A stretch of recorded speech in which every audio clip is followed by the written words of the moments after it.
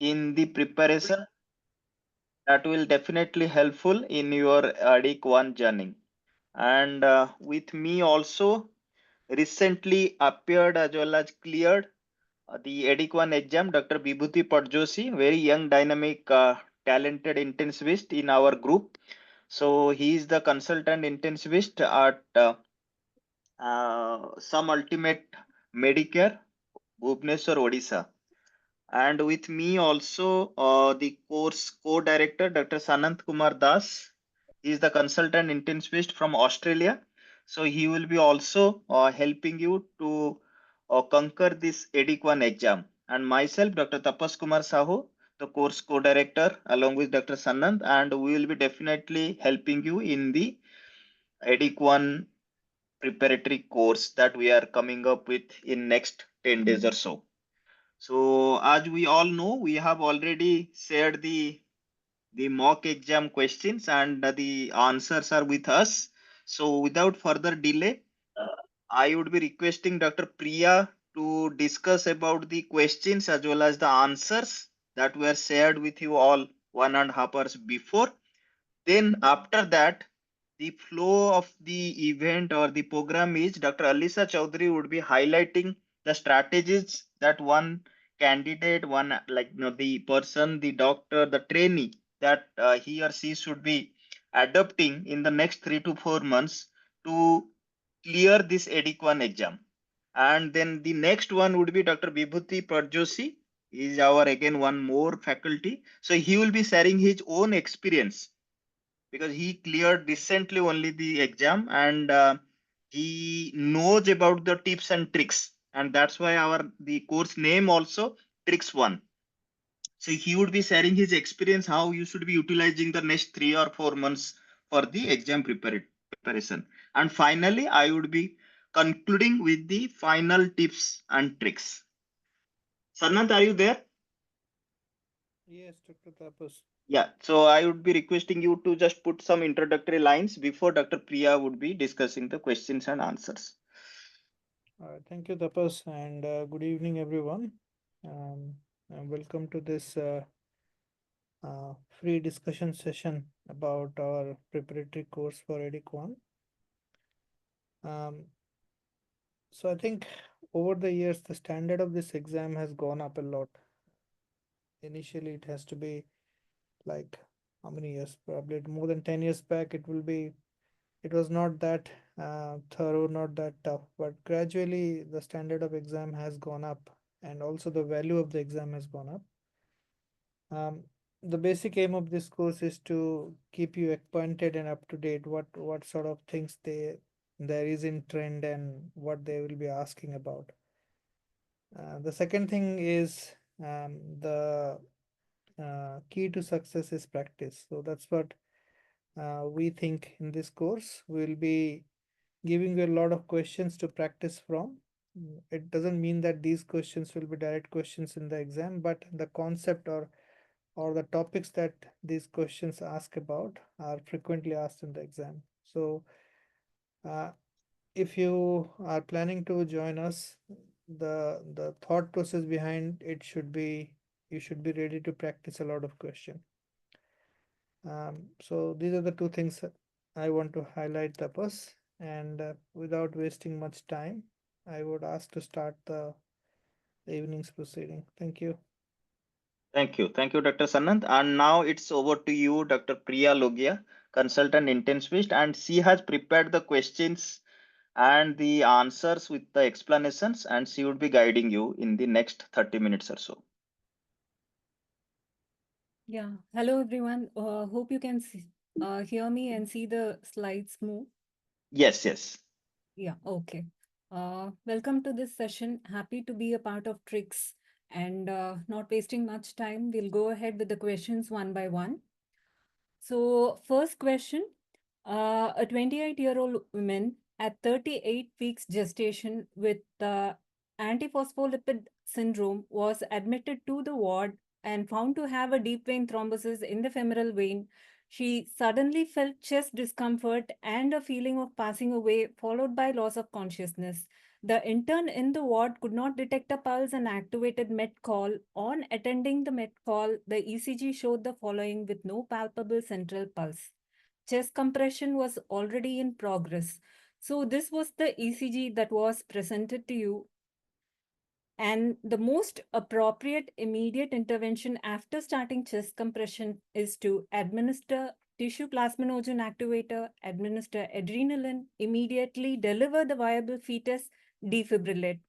So here in the question, we are clearly dealing with a patient with APLA who had an arrest with the PEA. If you can look at this ECG keenly, you can look at lead 1, which shows a deep S wave, lead 3, which shows a Q and a T wave inversion over here, and a right bundle branch RSR kind of pattern over here. Though it is a PEA, you know it's a pulmonary embolism that has caused the arrest. But look at the question, very important is that what is the immediate intervention? So it's a maternal cardiac arrest. The most immediate intervention after starting chest compressions is to administer adrenaline. So it's a PEA. So next step would be to administer epinephrine every 3 to 5 minutes, simultaneously looking for reversible causes. So first step would be to give adrenaline and you look for the causes. Your 5 H's and 5 T's: pneumothorax, cardiac tamponade, hypovolemia, correction of hypothermia, and in case here it looks more likely a pulmonary embolism, uh, or you need to rule out a myocardial infarction as well. So many of you would have gone ahead with this TPA, but the most appropriate answer in this setting would be administer adrenaline. So you also need to read in around the question. So here, why is adrenaline an important key component of ACLS algorithm? Because it has an action on alpha-1 receptors causing vasoconstriction, thereby it increases the coronary perfusion pressure and the cerebral perfusion pressure. CPP is a strong association, has a strong association with the return of spontaneous circulation. So, and you also need to read about and be aware of the maternal modifications of the ACLS algorithm. Like you do a left uterine displacement to avoid iotocaval compression. You have to secure the IV line that's above the level of the diaphragm. You have to remove any fetal monitoring devices before attempting defibrillation. And also within 4 to 5 minutes, you need to think of doing a perimortem cesarean section in case you're not able to achieve a return of spontaneous circulation. So these are the important maternal modifications of ACLS algorithm that you need to be aware of.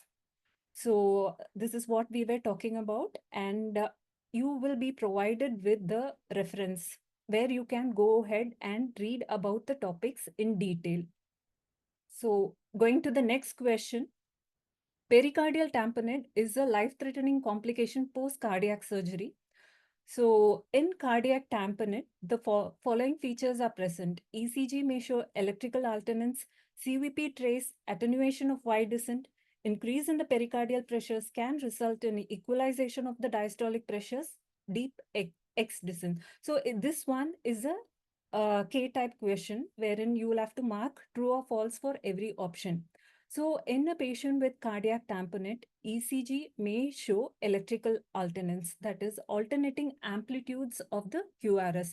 So for every beat, there can be swinging of the heart actually, which is because of the presence of pericardial fluid. So electrical alternance is not very specific or sensitive, but it can be present in a patient with cardiac tamponade. Other ECG findings that you can see is low voltage ECG, low voltage QRS complexes, PR segment depression can also be present. So the first option is true. The second option is the Y descent that is attenuated. So when you look at the CVP trace, you need to know what are the waves representing. You see the A, you see C, you have an X, you have a Y descent, and you have a V. So A is atrial contraction, C is bulging of the tricuspid valve into the atrium, and X is due to contraction of the ventricle. V is passive filling of the atrium. Y is opening of the AV valve and the emptying of the atrium into the ventricle. So you need to be aware of what is the significance of each and every wave. So wide descent happens due to passive filling of the ventricles. So here there is a restricted filling of the ventricle due to the presence of pericardial fluid. So there is an elevated diastolic pressure.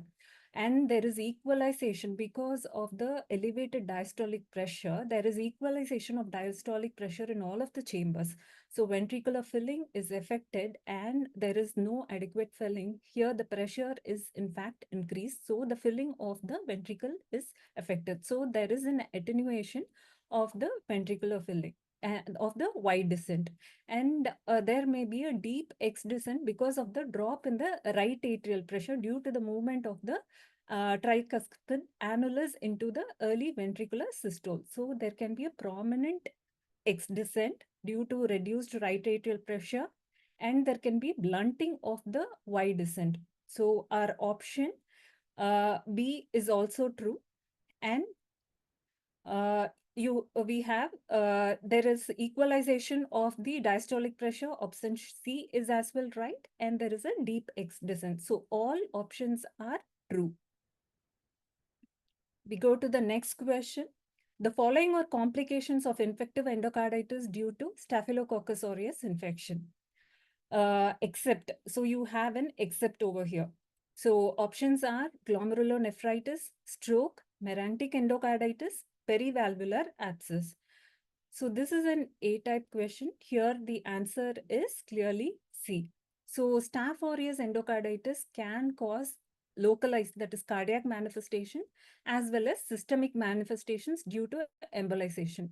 So the various cardiac manifestations can be either a valvular or a perivalvular leak or a perivalvular abscess. The patient can present with heart failure, a valvular regurgitation, intracardiac fistula, aneurysm, and damage to the conduction tissue because of the perivalvular abscess as such. And because of embolization, there can be multiple systemic manifestation. The patient can present with shock, multi-organ dysfunction, because of a small emboli going to the cerebral circulation. The patient can have a stroke, intracerebral abscess, and osteomyelitis as well. And there can be deposition of the immune complex in the glomerular basement membrane that can be due to hypocomplementemic glomerulonephritis. But here, merantic endocarditis is something that is a non-infective cause. That is, it is a non-bacterial thrombotic endocarditis due to chronic diseases like SLE or malignancy. This does not happen in Staphylococcus bacteremia. So the option is merantic endocarditis, which is wrong over here. So the next question, VA ECMO is a mechanical circulatory device indicated for acute refractory or circulatory failure. Which of the following hemodynamic changes is due to VA ECMO? Option A, decrease in the left ventricular end diastolic pressure, increase in the left ventricular stroke volume, increase in the left ventricular afterload, increase in the right ventricular preload. So you need to understand what is the basic structure of the VA ECMO and what happens in VA ECMO. So when there is a acute refractory circulatory failure, so normally the peripheral blood is diverted to the ECMO circuit. So what happens is that when we use a larger cannula of 19 to 25 French, there is drainage of venous blood from the peripheral circulation. And the return to the right atrium and the right ventricle is decreased. So blood flow to the right atrium and ventricle is decreased. So there is a decrease in the preload to the right ventricle. So the filling pressures is low in the right ventricle. So the pulmonary circulation is also decreased. So when from the return cannula from the ECMO circuit actually pumps the blood from the system, from the external circuit into the aorta. So what happens is that in the arterial system, because of the blood from the circuit, there is an increase in the blood pressure. So when there is an increase in the blood pressure, this actually causes an increase in the afterload for the LV to pump against actually. There is a LV afterload that is increased. So if the LV function is not adequate, the pumping against this blood flow from the external circuit is going to be difficult. Sometimes the aortic valve may not even open adequately to empty the LV. So what happens is that there can be incomplete emptying of the left ventricle. There can be stasis of blood in the left ventricle, resulting in increased LV dilatation, that is LV distension, and the left ventricular end diastolic pressure can also increase. So the basic physiological changes that can happen with VA ECMO is that it decreases the RV preload, it increases the LV afterload, it decreases the LV stroke volume itself, okay, because of the increase in afterload. So at high ECMO flow rates, the aortic valve may not even open adequately and it might remain closed, and thereby LV distension occurs. This can lead to pulmonary edema. So we have this article, a very nice article, clearly explained the physiology of the ECMO as well. Here we can see the pressure volume, LV pressure volume loop.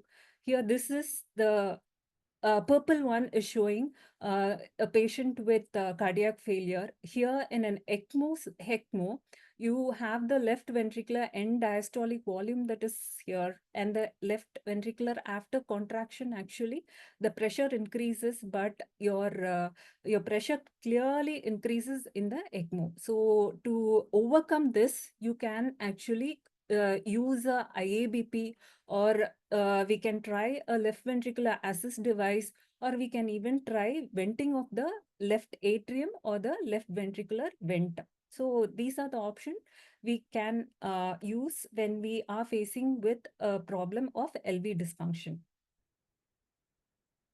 So the next question, which of the following statement is true or false regarding conditions that preclude from clinical brain depth testing?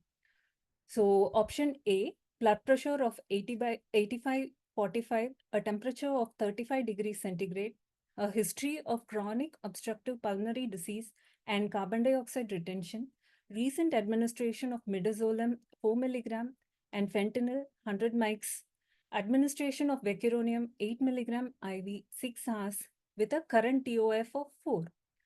So here it's a K-type question. So a blood pressure of 85/40. So we will not be able to do a brainstem testing unless we have an adequate cerebral perfusion pressure. So option A is true.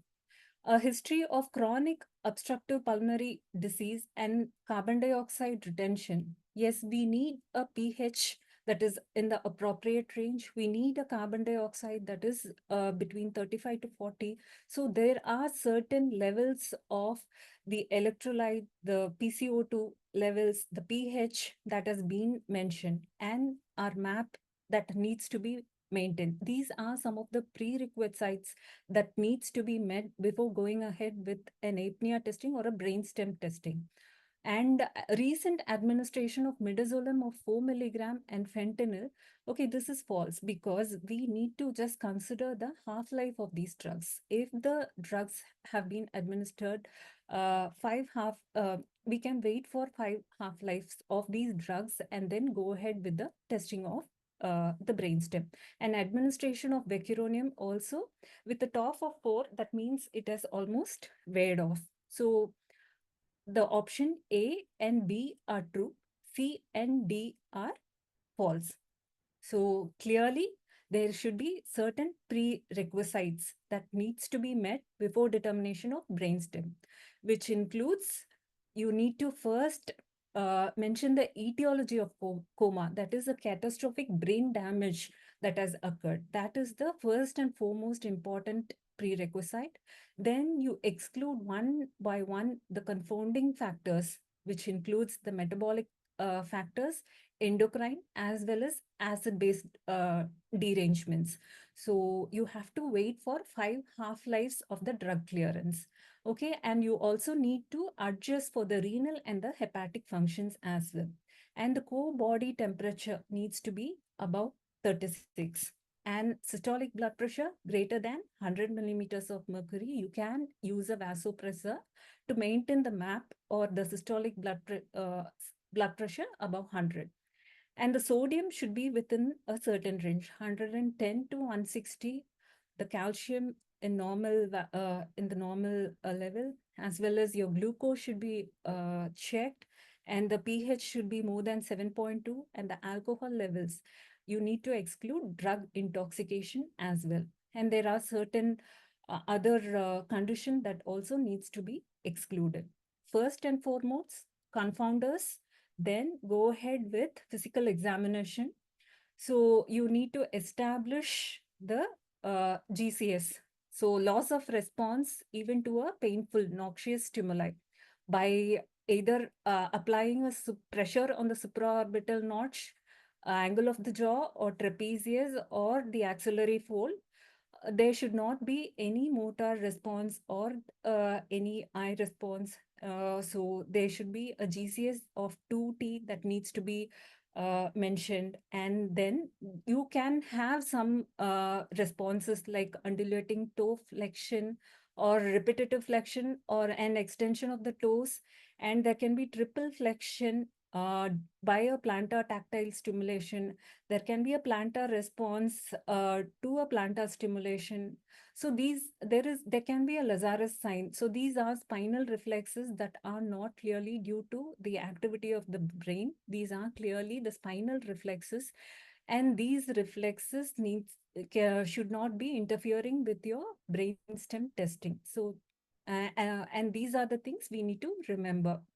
So, and first is you establish your motor response to be 2T, motor and your eye response.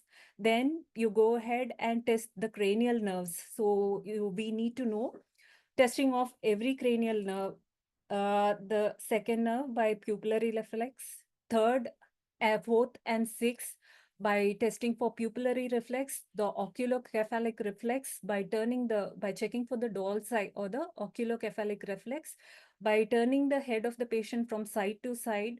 So if the patient's eye moves along with the side of rotation of the head, it means it's absent. So if it moves to the opposite direction, wherein the opposite to the direction of the turning of the head, it means it is present. You need to remember the mnemonic of cows. So cold opposite if you're using a warm water this is for the oculocephalic reflex. So this is doll's eye reflex. So next we'll be testing for the fifth and the seventh nerve as well, with the corneal reflex with a cotton swab or a water or a normal saline. Next will be the caloric reflex. This is the oculovestibular, wherein we'll be irrigating a cold saline in the ear. So 50 to 60 ml of ice water, and you look for the movement of the eyes. So the movement of the eye should be, that is, you will be eliciting a nystagmus, and the fast component of the nystagmus should be to the opposite side. So cold water, opposite side of the fast component of the nystagmus. So that is for the caloric or the ocular vestibular reflex. And the ninth nerve is for the loss of gag reflex. So this is confirmed by bilateral posterior pharyngeal muscles. By stimulation, you will be able to elicit the contraction of the pharyngeal musculature. And 10th nerve is by suctioning the patient. By performing a tracheal suctioning, we'll be able to elicit the cough reflex. So after testing the cranial nerves, last step would be to go ahead and do the apnea testing. So this is very, very important, because the most important step in testing of the brainstem ability. So first, we'll have to pre-oxygenate the patient adequately. So, and also before performing, we need to make certain mechanical ventilator adjustments to maintain the PCO2 between 35 to 45 and the partial pressure of oxygen about 200 millimeters of mercury, using a positive PEEP of around 5 to 6. So once we have pre-oxygenated the patient adequately, we need to take a ABG. Okay, that will be our baseline ABG. And next, disconnecting the patient, either by connecting the patient to a vein circuit without touching the patient, without ventilating. We need to observe for the respiratory movements, any signs of breathing. Or we can connect to a T-piece at 12 liters of oxygen, or we can insufflate some oxygen through a suction catheter which is placed inside the endotracheal tube at 6 liters per minute. So by oxygenating the patient during the time of apnea, look for or observe for respiratory efforts. So, how much effort, how much will be the PCO2 rise? So we have a baseline ABG, which shows a PaCO2 of 35 to 40 within that range. And the next ABG should be taken after 8 to 10 minutes of apnea. So in the first 2 minutes apneic period, there will be an increase of PCO2 for every minute, 5 millimeters of mercury. And in the subsequent minutes, like after the first 2 minutes, for every minute, there will be a 2 millimeters of mercury increase. Okay, then you take an ABG after 10 minutes. So you expect your PCO to increase by more than 20 millimeters, or a PCO2, an absolute value increase by more than 60. Okay, so if this raise in delta PCO2 is more than 20 and you have not observed any efforts of respiration, it means your apnea test is positive.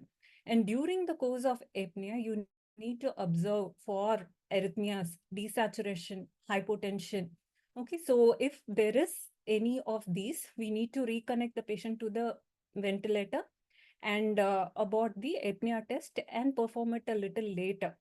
So this is apnea testing. So in some scenarios, you will not be able to perform the apnea test. So there are some conditions where you need to go for the ancillary testing, like cerebral angiography, 4-vessel angiography. There are a few limitations for each and every test and where you have to perform. So cerebral angiography confirms the cessation of blood flow. So you will not see any blood flow to the brain. So cerebral angiography can confirm, but it can have some false negative reports when the ICP is very, very high. Decreasing the ICP might in some scenarios actually show a blood flow a little later. So transcranial Doppler can also be performed to look for the middle cerebral vessels, vertebral, basilar arteries, also anterior cerebral ophthalmic arteries as well. Okay, you can see a small peak systolic pulsation and absence of diastolic pulsation. Okay, so it mainly the limitations of this test is mainly dependent on the expertise of the examiner, and also you need to have suitable windows in the temporal lobe to get adequate views. And also there can be some false negative tests because of the ICP and the ventricular shunts. So these are the disadvantages of the transcranial ultrasound. And CT brain angiography and MR angiography can show cessation of the cerebral blood flow. So CT angio and MR angio can also be done. Technetium scan, that is a radionucleotide brain imaging, can show a hollow skull phenomenon. So absence of tracer in the cerebral brain circulation. That is consistent with brainstem death. Okay, so other tests would be an SSEP. So advantage of the SSEP is that it is less affected by drug intoxication. So by administering a bilateral median nerve stimulation, you observe for the like you have to look in for the brainstem evoke potential by looking for the EEG changes. So here we have looked at the first two are true, and the last two you can wait for the 5 half-lives and then you can perform.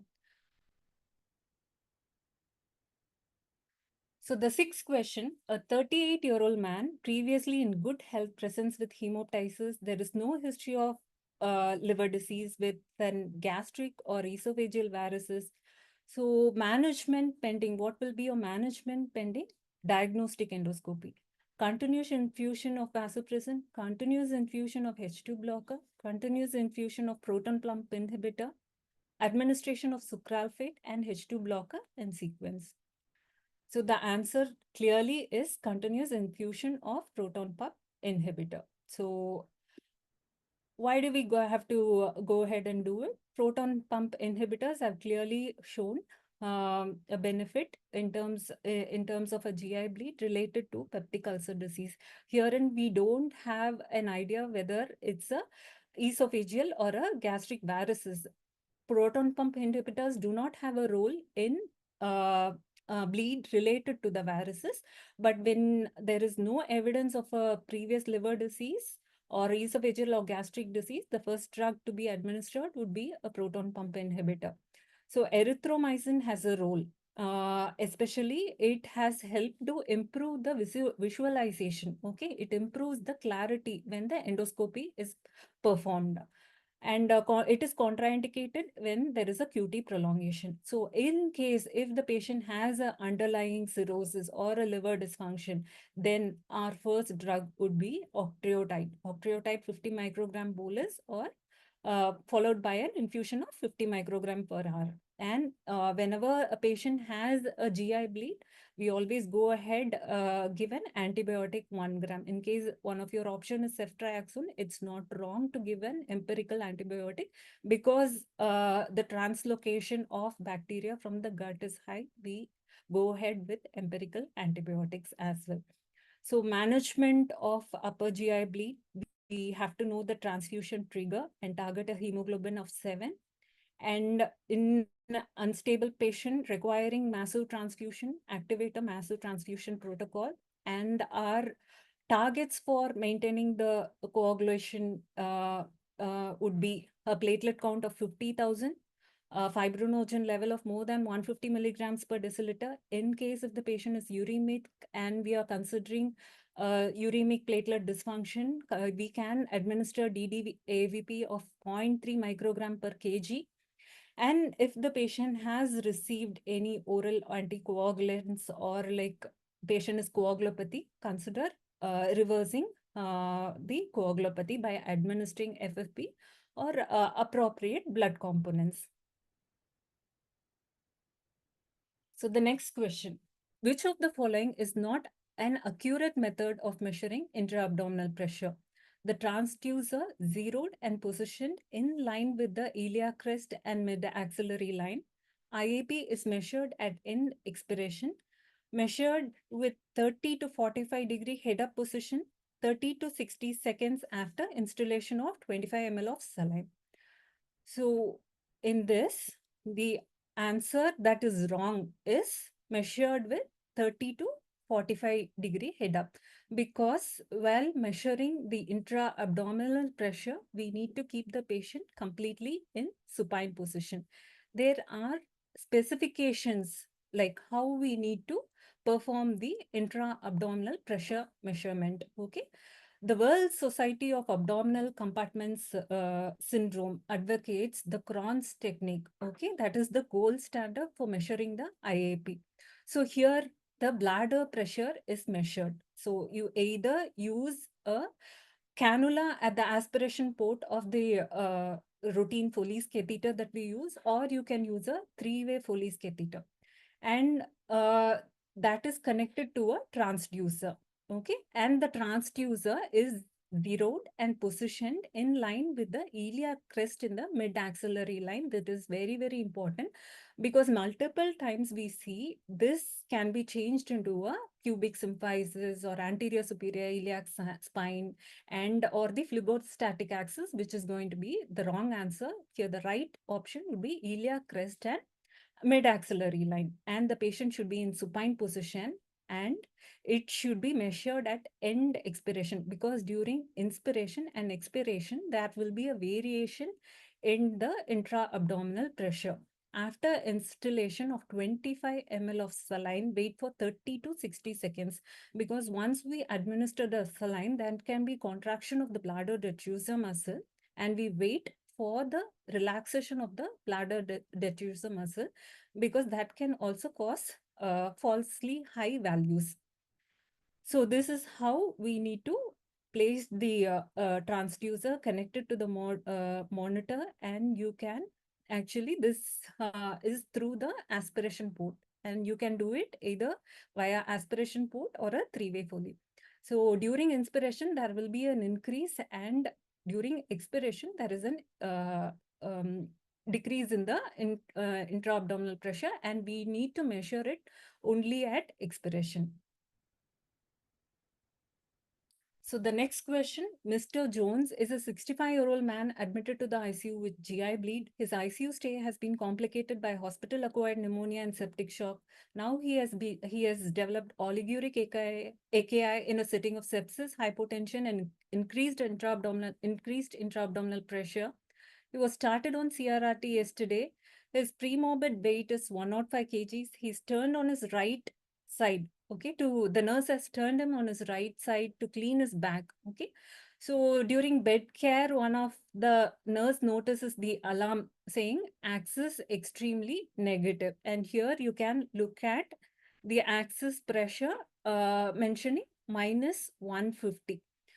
So this is a troubleshooting of the CRRT mission. So option A, clot in the catheter, kinking of the circuit, hypovolemia, increase in flow due to large diameter of the dialysis catheter. So the options that are true is clot in the catheter is a possibility. The alarm could be due to kinking of the circuit, yes. Hypovolemia can result in extremely negative axis pressure. Increase in flow due to large diameter is wrong. Actually, increase in flow is not going to cause a high negative pressure alarm. So we need to know what is the normal axis pressure. Okay, so the normal axis pressure will be, that is, axis line is nothing but blood from the patient end that goes into the CRRT machine. So this axis line, the pressure, that is the pre-pump pressure, should be negative. So -50 to -150 is the normal axis pressure. That is the pre-pump pressure.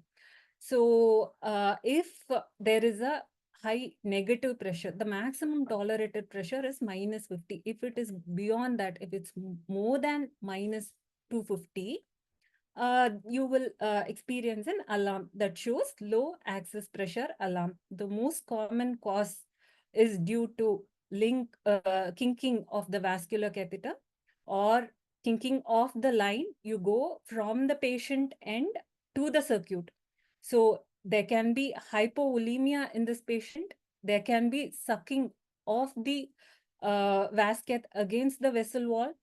The vas cath can be occluded with a clot, and it can be due to the poor design of the vas cath also. So it can be due to a narrow vascular catheter. So these are the various reasons wherein you can actually experience a high axis pressure alarm. And also we need to think of increased intrathoracic, intra-abdominal pressure that can cause a decreased venous flow.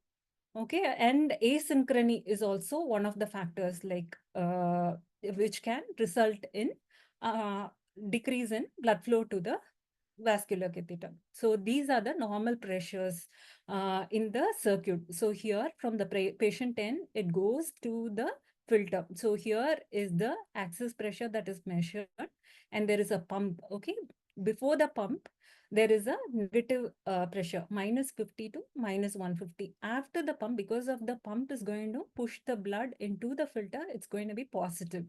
It's 100 to 150. It's positive. And when it goes through the filter and comes to the patient end, again, it's going to be +50 to +150. And there is an effluent pump as well. Okay, so this effluent pressure should be +50 to -150.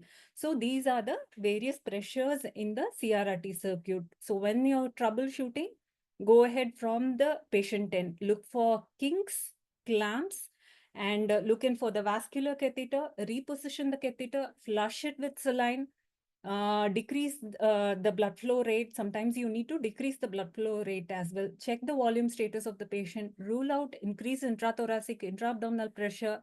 If there is an asynchrony, try to sedate the patient, reverse the line if in case if there is recirculation, confirm the position with the chest x-ray. And if there is a clot, you need to think of either changing the catheter or somehow making sure that it functions. And so these are the methods wherein you can troubleshoot. So the next question, ventilatory strategy to improve lung mechanics in COPD patients include. So option A, decrease expiratory time, decrease mandatory respiratory rate, decrease the flow rate to decrease dynamic hyperinflation, apply an extrinsic PEEP to spontaneously breathing patient on ventilator to decrease dynamic hyperinflation. So when you are going to troubleshoot a patient with acute exacerbation of COPD on the ventilator, first looking at the pathophysiology of COPD. That's an obstructive airway wherein you're having an airflow limitation in the expiratory. You are going to have an expiratory airflow limitation. So whenever there is an expiratory airflow limitation, there is incomplete emptying of the alveoli, and there's going to be buildup of autopeep, wherein your autopeep is going to increase your intrathoracic pressure and thereby causing hypotension. And it is not only going to cause hypotension, it is going to interfere with the triggering mechanism of the patient as well. Okay. So how are you going to troubleshoot? First, decrease the expiratory time. If you're going to decrease the expiratory time, then you're going to actually worsen the scenario. So it's false. So increase the expiratory time. Decrease the mandatory respiratory rate. Yes. Decreasing the respiratory rate increases your expiratory time. So thereby it helps to empty the alveoli. So it prevents development of autopeep. So that option is true. Decrease the flow rate to decrease dynamic and decrease flow rate. Here they mention the inspiratory flow rate. So if you're going to decrease the flow rate, it indirectly increases your inspiratory time. So that is going to worsen dynamic hyperinflation, or it's going to cause more autopeep. So that is false. Here the option should be increase in your flow rate. That would be the right appropriate strategy. So can apply an extrinsic PEEP to spontaneously breathing patient on the ventilator to decrease dynamic hyperinflation? Yes, this is correct, because it is going to help in triggering. So these are the ventilatory strategies: low tidal volume, low respiratory rate, high inspiratory airflow rate, increase your target and IE ratio of 1:4 to 1:6. And application of PEEP, external PEEP, actually there is some controversy with some authors, but definitely it helps in triggering. So when a patient breathes in, there is a negative pleural pressure that needs to be generated for triggering of the ventilator. When there is an auto PEEP, so what happens from the baseline PEEP, there is an auto PEEP that actually the total PEEP is very high. So the patient has to generate a very high negative pleural pressure to trigger the ventilator. So to overcome this, the external PEEP that we are applying should be actually set at 70 to 80% of the total PEEP. So this can be matched. So this can help in triggering the ventilator. So what are the consequences of dynamic hyperinflation? It would be barotrauma and hemodynamic instability. So how can we detect the autopeep on the ventilator? Look at the scalars, the volume and the flow time scalars. So if we look at the flow time scalar, so this is a volume control mode. Okay, it's a square waveform. And here you look at, this is the inspiratory limb and this is the expiratory limb. Here it reaches the baseline. But in the next subsequent breaths, we can see the expiratory breath is not reaching the baseline. Okay, it's abruptly going or cycling into inspiration. This clearly denotes that exhalation is not complete. And when you look at the volume times scalar, there is incomplete exhalation, wherein your volume is not reaching the baseline. So by looking at the scalars, we can interpret, and the next method would be to apply a plateau, to check the plateau pressure. That is by doing an inspiratory hold maneuver, by applying a inspiratory hold for 2 to 3 seconds, and you look for the plateau pressure. In COPD, you always find a high peak airway pressure. Normally, we say there is a high difference between the peak and the plateau pressure. But when there is development of autopeep and dynamic hyperinflation, our plateau pressures start going up. So you will find a high plateau pressure when there is an autopeep that is building in. So next would be to measure the end inspiratory volume above the apneic FRC. So here you maintain exhalation, which is very, very difficult in the in clinical practice. But theoretically speaking, the apneic FRC, by maintaining the exhalation for almost 20 to 40 seconds, you know the inhale tidal volume. So here, by maintaining the exhalation, we can actually measure the exhale tidal volume. So the exhale tidal volume will be more than the inhale tidal volume. That means there is building up of volume in the subsequent breaths and autopeep, which is building on. If the apneic FRC, the inspiratory volume above the apneic FRC is more than 20 ml per kg, that means it's dynamic hyperinflation, and that predicts barotrauma and hypotension. The patient can go in for hypotension.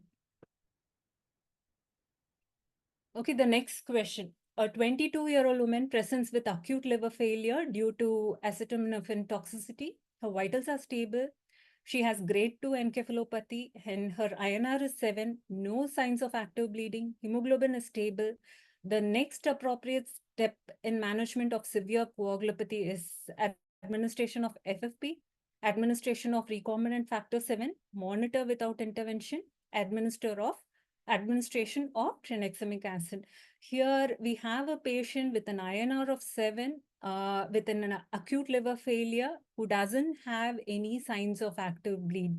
So in a patient who does not have any bleeding, we just need to monitor without any interventions. Okay, so look for in the absence of bleeding.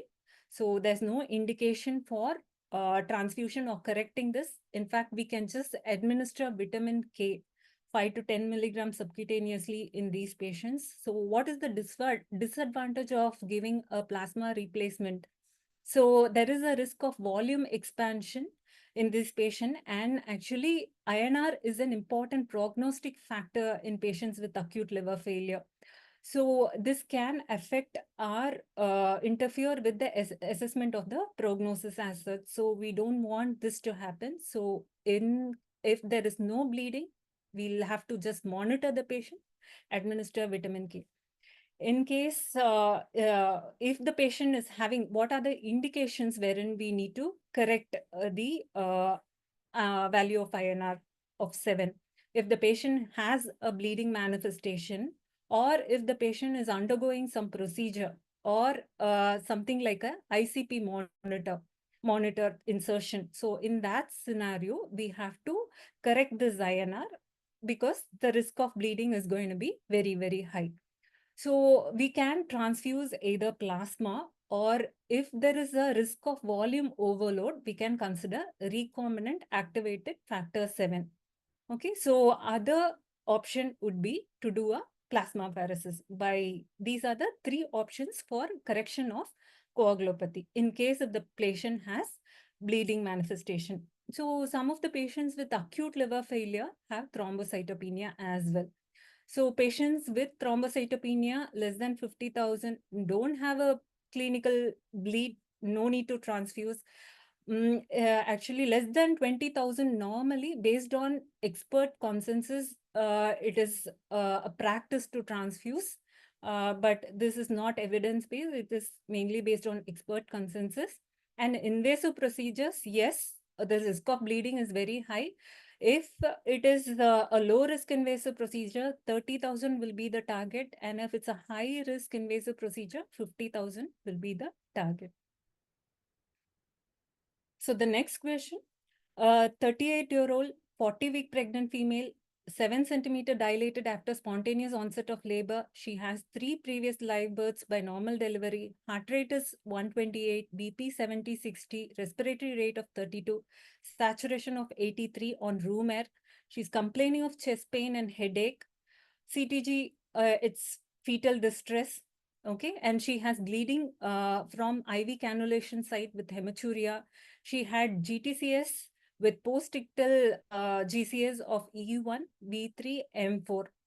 Okay, and her blood result shows the following: a hemoglobin of 7.5, platelet count of 64, APTT that is elevated 64, prothrombin time of 33, a fibrinogen of 0.9 grams per liter, and an ABG shows a pH of 7.3, PO2 of 6.2 kilopascals, a PCO2 of 4.6 kilopascals, and a bicarbonate of 13. X-ray shows clear lung fields. ECG shows the following pattern. Okay, what is the most appropriate diagnosis in this patient? So we clearly have a patient who is in labor, who has developed shock, and she's hypoxic as well. She's complaining of chest pain. She had a seizure. She's coagulopathic as well. Okay. So most of the time we do not have appropriate, like we normally measure in millimeters of mercury. Sometimes we have values that are expressed in kilopascals. We just need to remember the conversion factor is 7.5. So if you apply a 7.5 conversion factor, is definitely less than 60 of PaO2. And similarly, the PCO2, so patient is hypoxic.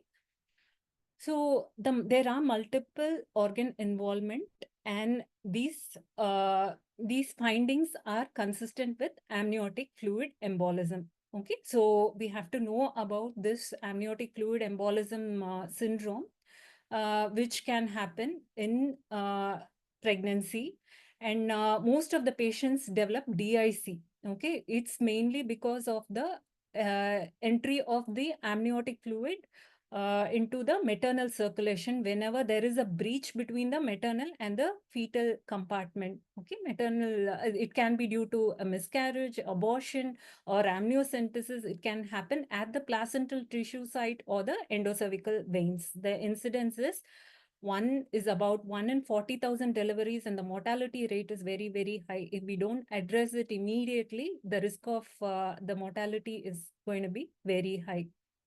So it can, there are some predisposing factors as well. So elderly, like a 35, more than 35, cesarean delivery, or operative vaginal delivery.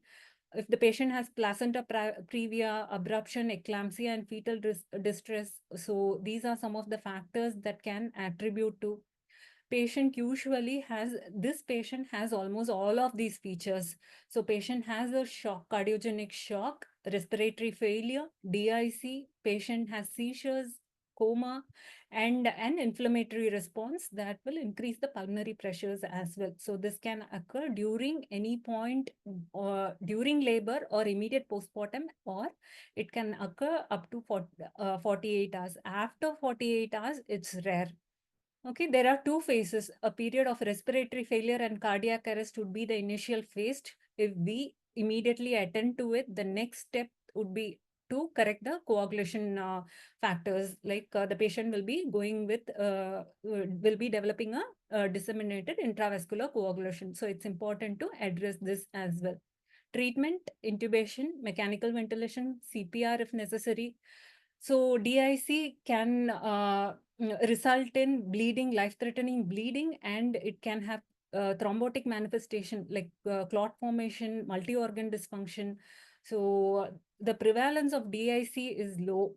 It's almost 0.03 to 0.35%. Okay, and it's complicated mainly by the comorbidities.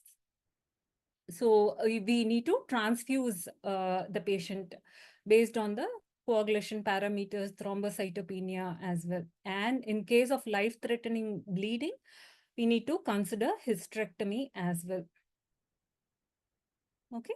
So next question, coagulopathy of trauma is associated with hypothermia, metabolic acidosis, metabolic alkalosis, hypocalcemia. So I think it's a very easy question and most of you would have got it right. So the option that is wrong is metabolic alkalosis. Other three are right. So the lethal triad, nobody can go wrong in this. Hypothermia, lethal triad of coagulopathy is hypothermia, metabolic acidosis, and hypocalcemia. So hypothermia, why does it affect the coagulation in trauma? So because hypothermia actually decreases the enzyme functions, the coagulation cascade, enzymes associated with the coagulation cascade.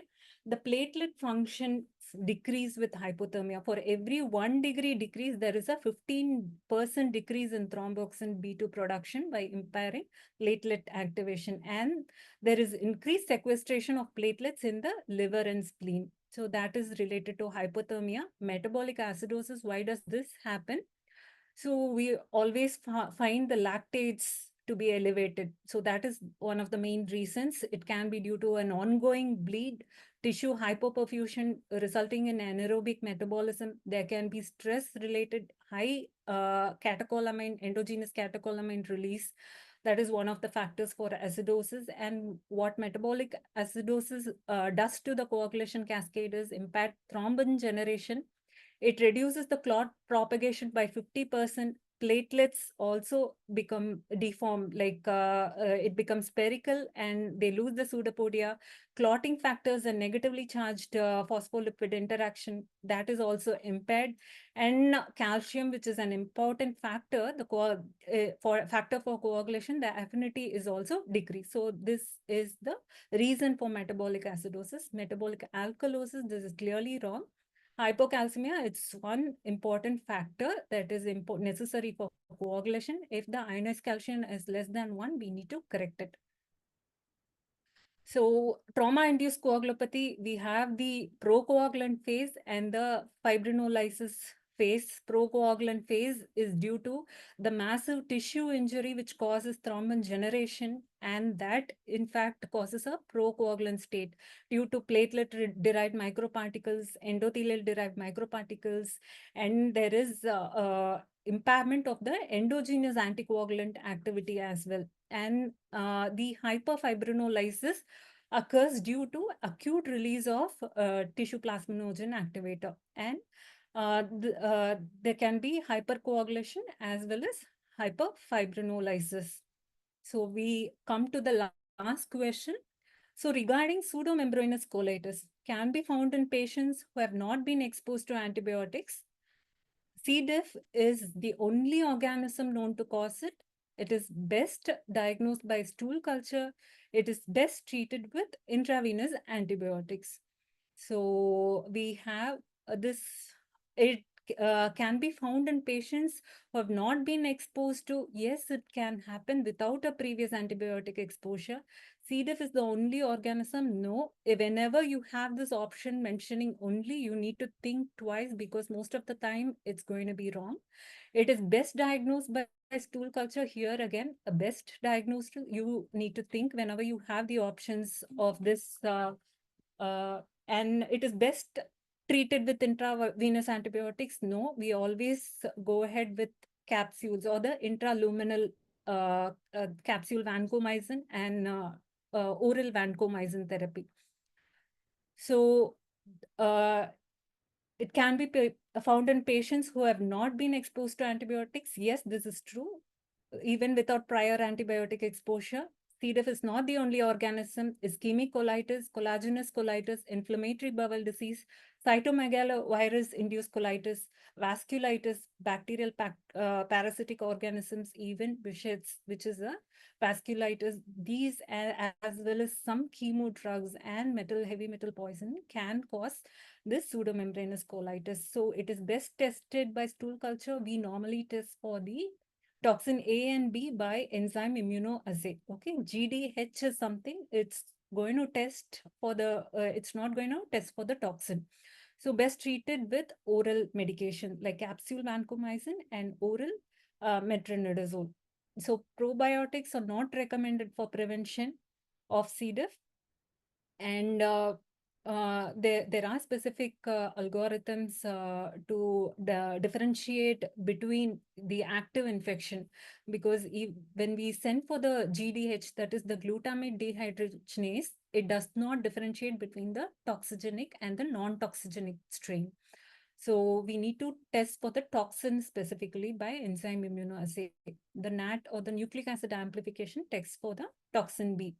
So regarding treatment, so if it's a new new onset, initial episode, non-severe form of infection, we go ahead only with oral vancomycin 125 fourth hourly for 4 times a day for 10 days, or and oral metronidazole 500 milligram 3 times a day for 10 days, and fidaxomicin 200 milligram twice a day for 10 days. Okay.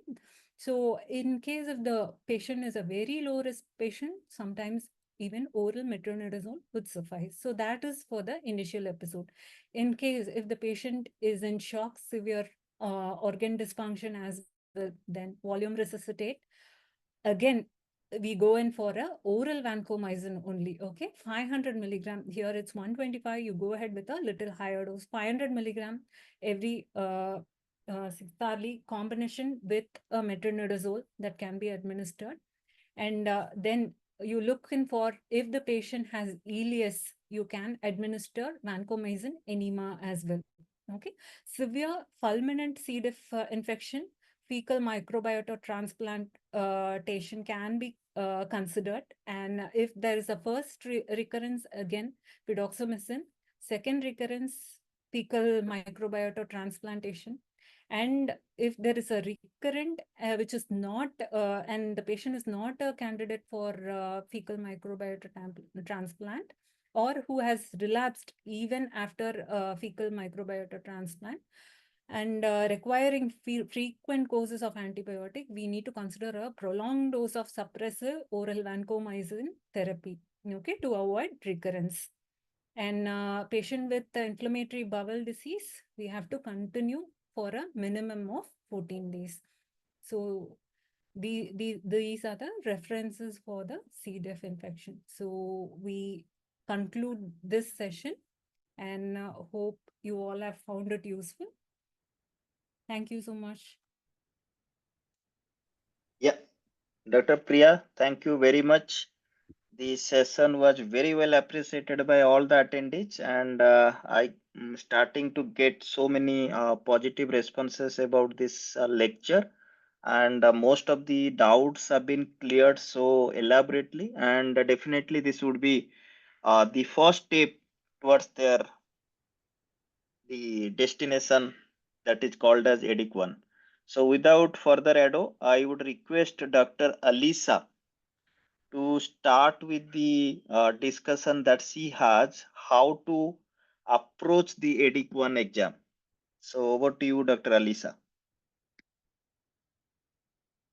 At this point of time, anyone who has any doubt or query, they can post in the chat box, and Dr. Priya would be happy to answer it back.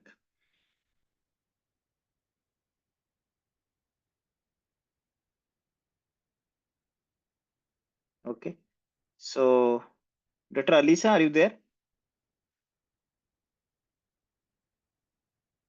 Yeah, you need to unshare your screen. Yeah. Dr. Priya, kindly unshare. Dr. Priya, are you there? I'm there, so I'm trying to do it. Yeah, yeah. Okay. Yeah, perfect.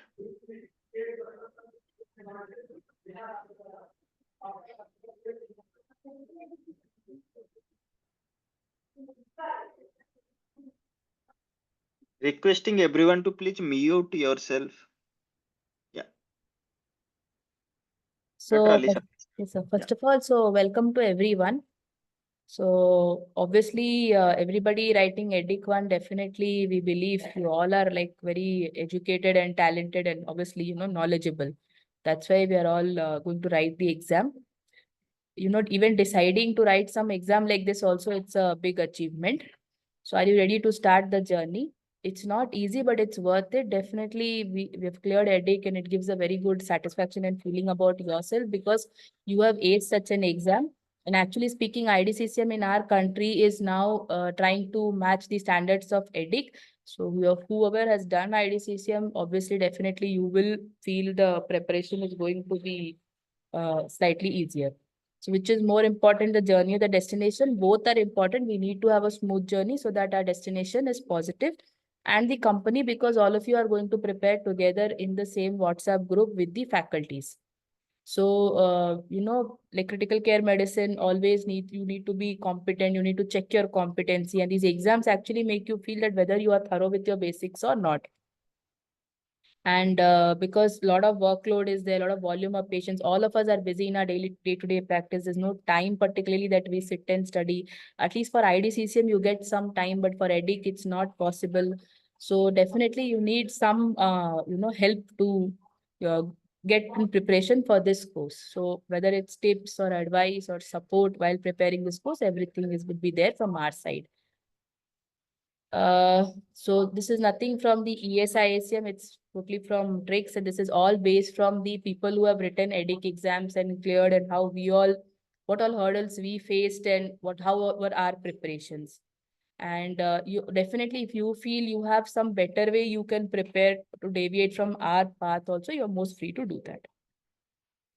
And this webinar is basically to give you an idea about how to prepare for an exam.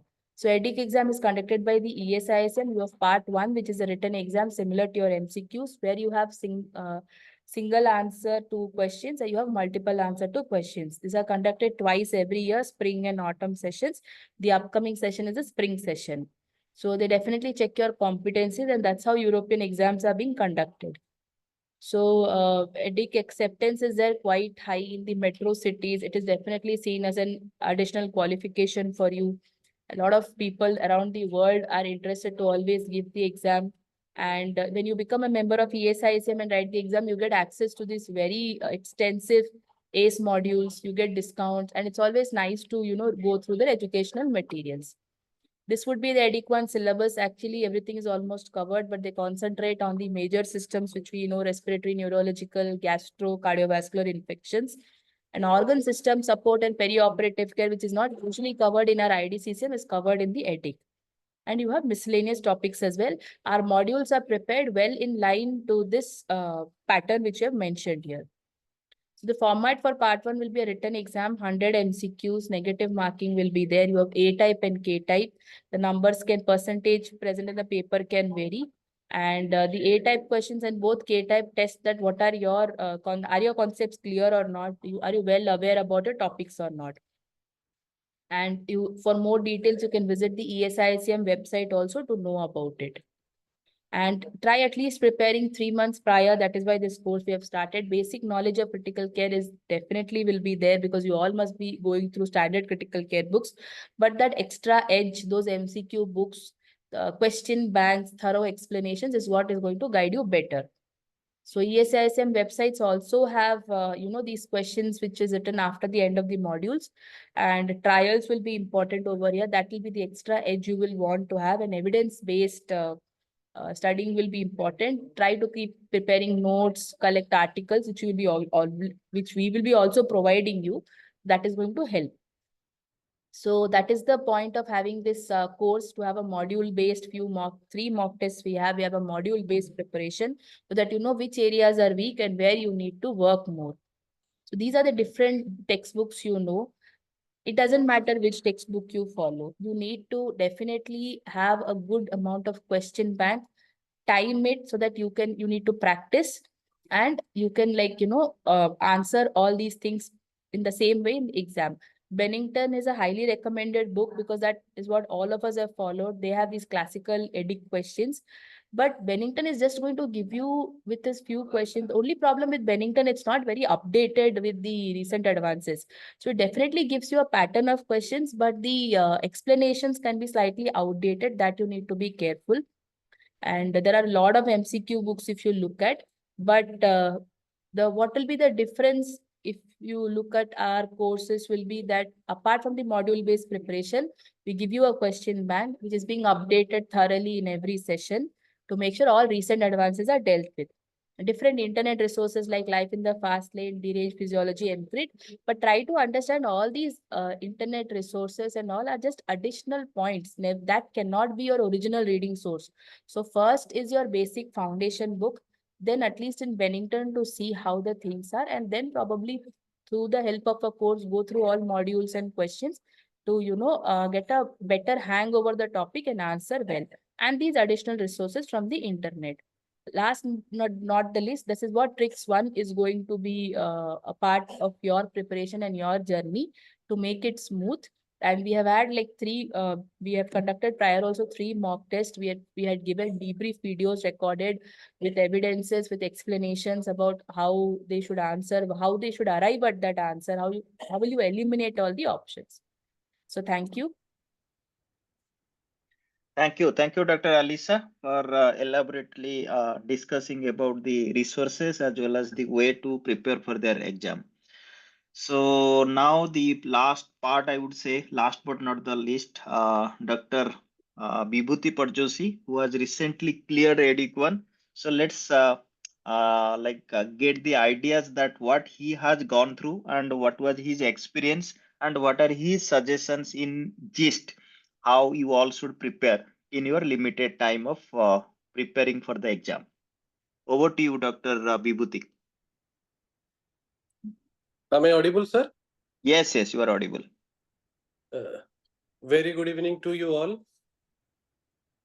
Today, myself, Dr. Vibhuti, I will be sharing my experience and few tips and tricks which I followed to crack EDIC-1.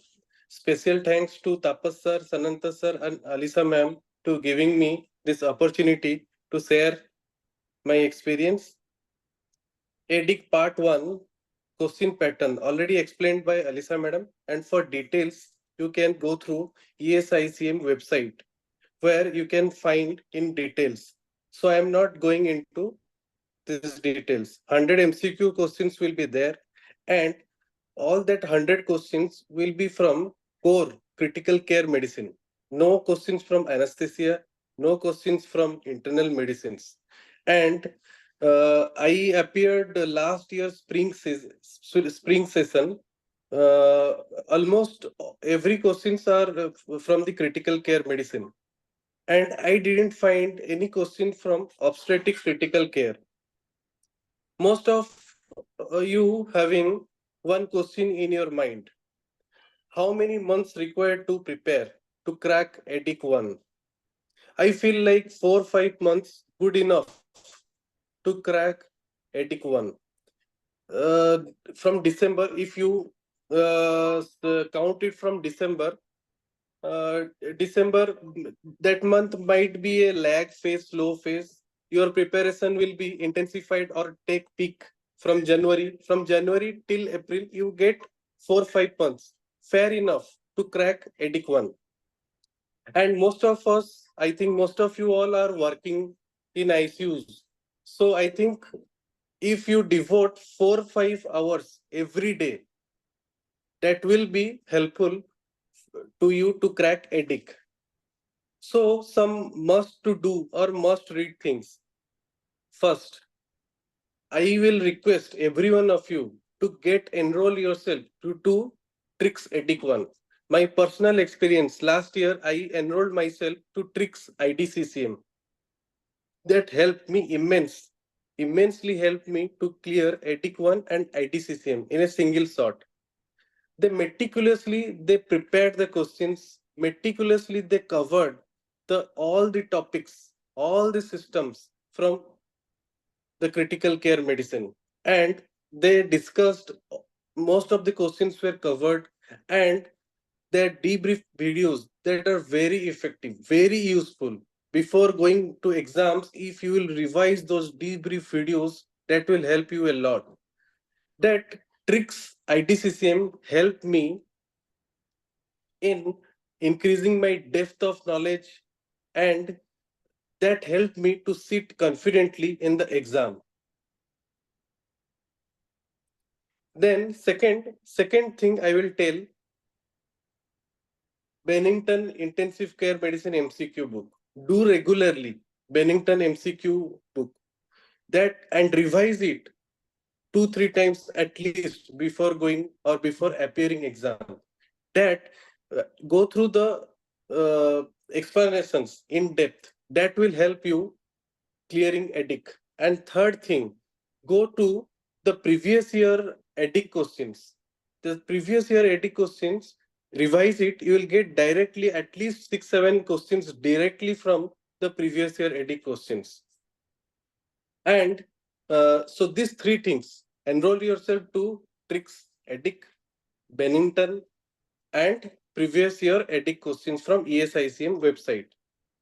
And for reference, I used to have Washington and any updated article. Go through the updated articles. If you have enough time with you, go through the updated articles. And this will place you in a very comfortable position and will help you to crack EDIC-1 definitely. And I am quite sure all of you will clear EDIC-1, and all the best to you. Any questions? Most welcome. Thank you, Dr. Vibhuti, from discussing all these things from your own experience, as well as the details have been shared with you all by Dr. Priya as well as Dr. Alisa. So in the last about the course structure, because many of you have inquired about what is the course structure and how to register. So we have already discussed that the course structure is as per the modules. So as per the Cobatrice curriculum that has been devised for this EDIC-1 as well as EDIC-2 exam by official ESICM, we have also made tailor-made, rather I would say, this course structure into module 1 to module 10, and it covers as per the Cobatrice structure. Cardiovascular disorder 20%, module 2 and 3 neurologic disorder, gastrointestinal disorders, module 4 and 5 oncology, metabolic, toxic, hemato-oncology, endocrine, peripartum, 10%. Module 6, renal, electrolyte, genitourinary, 5%. Module 7, respiratory, 15%. Module 8, sepsis and antimicrobials, 10%. Module 9 is organ support, perioperative care, resuscitation, end of life care, comfort, recovery, patient safety, health management system is 10%. And finally, module 10 covers all the miscellaneous topics. Now, the speciality and the highlights of this course is there would be doubt clearing live classes. In between, there would be at least one exam. I would be showing you the structure of the course. This is the first time we are sharing this course structure in this live webinar, because we didn't want to release this much awaited course before our free webinar. So the course would be starting from 14th of December. As you already have listened to Dr. Vibhuti, that at least 4 months time is required. So your next exam is on April 8. Mark your calendar. April 8, 2025 is your EDIC-1 exam. So from December 14, it would be around 4 months time. So you don't have much time now left. So please pull up your socks at this point of time. I know Dr. Vibhuti has also emphasized December is relatively no relaxed period because it's a year end. But you take this oath and pledge that 2025 will be yours. And the first hurdle that you have to face and clear is EDIC-1 in the April month. So 14th is the first module, cardiology, and the structure is like this. We will be first sharing with you the study materials. Study materials are not handwritten notes, rather it is the selected articles from the high yield topics of the cardiology. And also we will be sharing with you the question bank of the cardiology. So there would be the questions, the answers, and the explanation to that particular domain of cardiology, and with some suggested readings.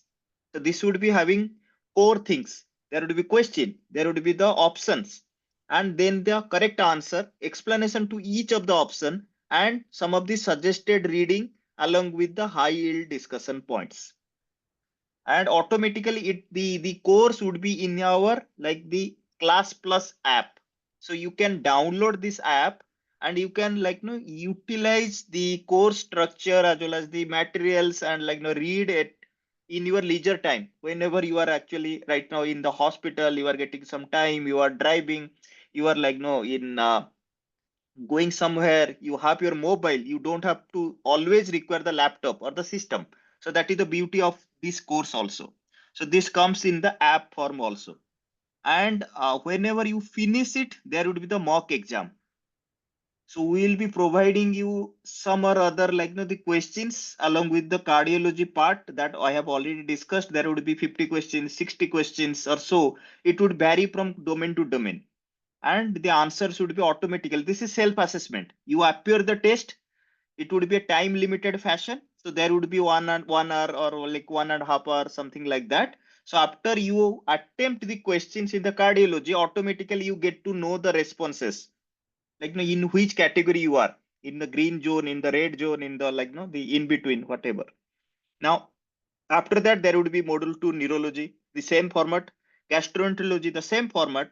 Then for the first time, we are adding one practice test. What is the meaning of this practice test? So this practice test comes after the 3 domains or the modules. So this practice test would cover up cardiology, neurology, gastroenterology, some selected questions again as a revision. So there would be 20 questions, 25 questions, a short it will take I would say maybe 30 minutes or 45 minutes. You will be taking this exam and you will be getting cardiology, neurology, gastroenterology extra 25 questions apart from this each module specific questions. Now the same thing would be again repeating from the module 4, module 5, module 6, and again there would be a practice test. And all these things would be online, and you can take this exam at your own convenience. But yes, please attempt these questions. The more you practice, the more you will be your confidence, and the high chance or high likelihood that you will be correcting your answers. Your questions would be almost like you will be getting 75% of the responses right. Now the same thing would be again continuing with module 7, module 8, module 9, and the module 10 would be miscellaneous. After that, the course is not over yet. There would be 3 grand mock exams, will be each of around 100 questions, just like your real EDIC-1 exam. And that exam would be covering all the 1 to 10 modules. So you will not get to know that yes, this domain would be from the cardiology, neurology, gastroenterology. So the question should be mix and match, right? And there would be live debriefs. So depending upon the availability, we will be trying to record it and share with you, because people don't get time to join the live session. So for them, we would be recording this and we will be sharing this in your the Google Drive. All the registered candidates, they would be getting this and they can multiple times watch this video, the discussions, the high yield points by the faculties. So if you have any doubt at this point of time, you can ask me or our faculties. We have got very robust structure that is proven for last 3 years or so, and we have the experience of training and teaching EDIC-1, EDIC-2, the DM, DRNB, IDCCM. So people know what is the quality of the educational structure that we normally provide. So at this point of time, if you have any questions, you can share it now, or else we will be putting our these flyers, how to register and what is the structure of the process of registering in the course. When will you get all these things by our technical team? Okay. Dr. Alisa, Dr. Priya, Dr. Vibhuti, anything you want to add at this point of time, or else we'll qualitative.